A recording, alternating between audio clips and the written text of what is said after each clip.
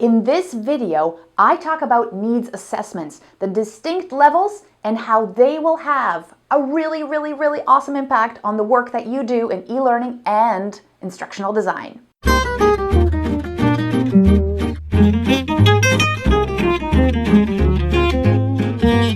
Hello and welcome! Episode 3 of Ask Sabramowicz with your host, Anna Sabramowicz, where you post questions on Twitter using the hashtag #AskSabramowicz, and I answer them. And seriously, now that we've started this new video series, I'm really enjoying myself. I used to do video on YouTube before, and there's a bunch you can see, but getting back into it has been actually really awesome because I've been in my own little bubble for development, and now I get to talk to people from around the world and share what I know with you and have you interact with me in those comments. Hint, hint.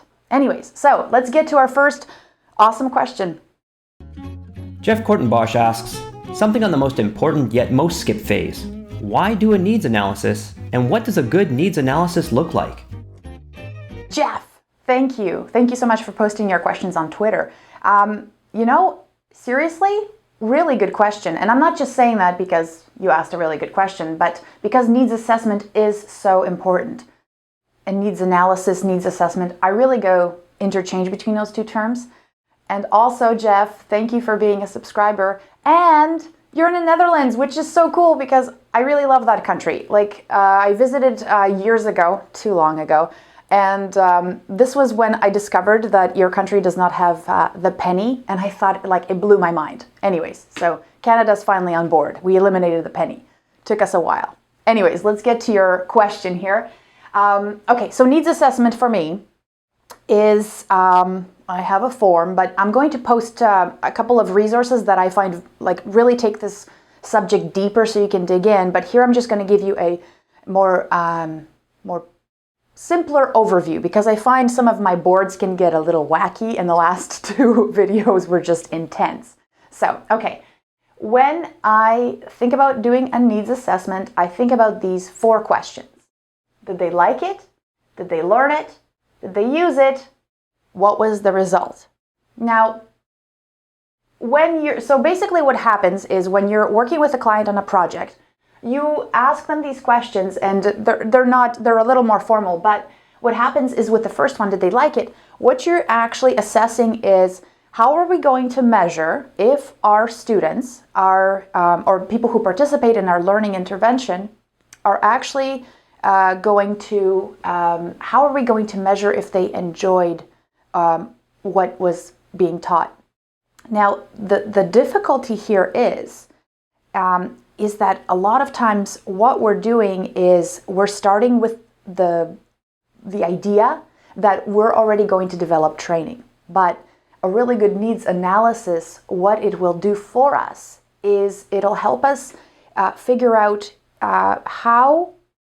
what we're trying to propose, whether it's e-learning or PDF resource or better procedures, or sometimes it's even better company culture, if that is what we're actually trying to achieve, if that's going to solve the problems or opportunity that this business has. So you're starting off with some weird questions because it's already there's an assumption of how this is going to be measured if we're actually having a training intervention. Now I have to tell you, I've done some needs assessments where I've come away, the client wanted training, but after I've completed the needs assessment and we were pretty thorough, we realized that all they really wanted was some awareness. So we created some fabulous, and I mean fabulous, infographics for them that they could share around the company. So realize that what this is just, it's an essential part of your learning design process because it makes it very clear about what will have the most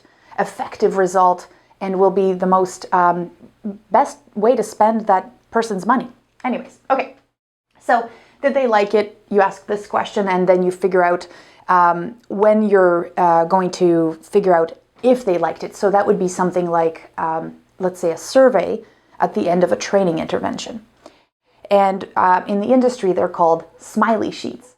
And the problem with smiley sheets is that, and this is a trick that you can use in your own training, is if you serve really good cookies or your participants have a great lunch, the fact that you're impacting their their well-being and they feel good will actually skew your results on the smiley sheets. You'll actually get better ratings, which to me means that those ratings are basically completely obsolete. So my idea is to not use them at all because it's totally invalid. Okay, so did they learn it?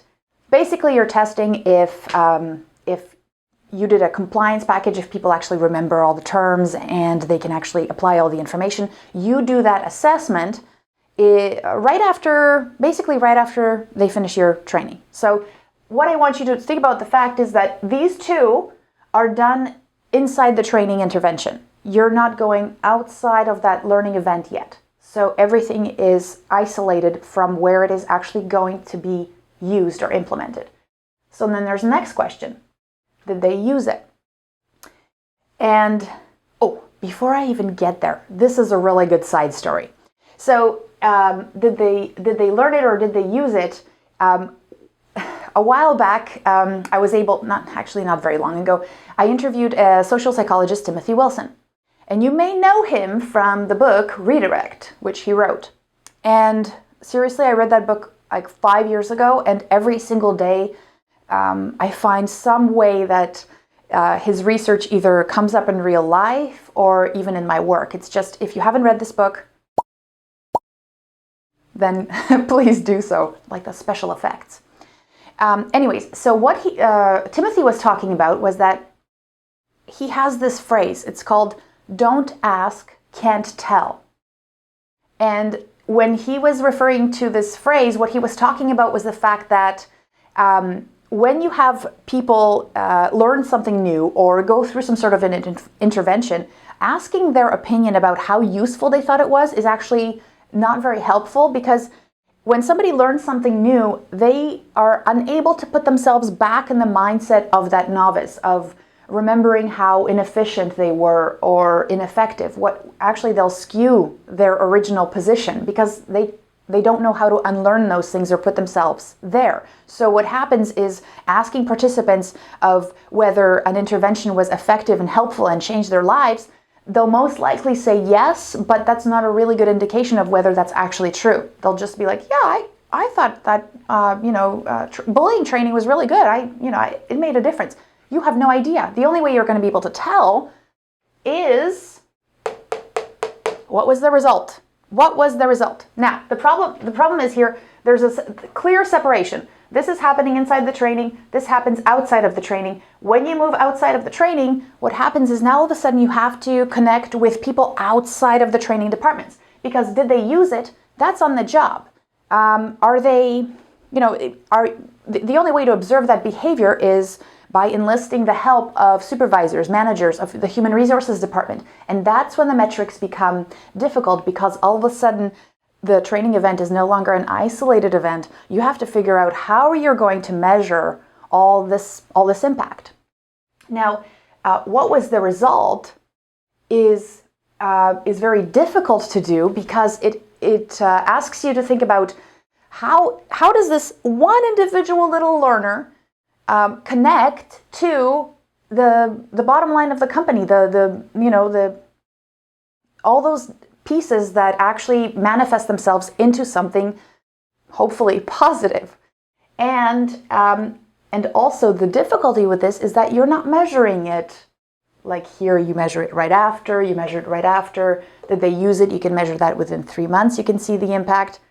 What was the result? You're looking at 6 months to a year. So when you're doing your needs analysis, you're negotiating to come back and actually evaluate those metrics, and then you have to gather them. So what was the result is probably the most important part. Now, I'm going to give you some statistics here. Actually, no, I'm not, because we know that 96% of statistics are made up on the spot. However, most companies focus here and here, which is, as we know, completely invalid. So some smart people have proposed that we flip this model to start with what was the result. Now, each of these stands for a certain basically criteria. So impact, transfer, learning, reaction. We want to get rid of reaction because we know we can skew it. as far as I'm concerned, this can go away. And start with impact, because when you start with impact, that's when you actually examine what the boss, what the sponsor really wants to achieve. And sometimes there's such a huge disconnect between what they're trying to achieve and what you could actually realistically achieve with a training intervention that you realize that a lot of times it's all those support pieces like the 5 moments of need that Bob Mosher and Conrad Gottfredson talk about. That there's all these different layers to effective design. And yeah, this is pretty huge, eh? But I want you to read the resources. If you're interested in finding out more, read the resources that I provide underneath the video. And Jeff, I hope you like that answer.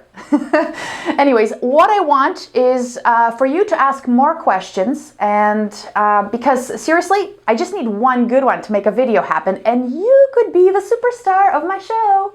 And also, subscribe, because then you get special notification when a new one comes out right in your mailbox. You don't even have to go to YouTube. You don't have to seek it out.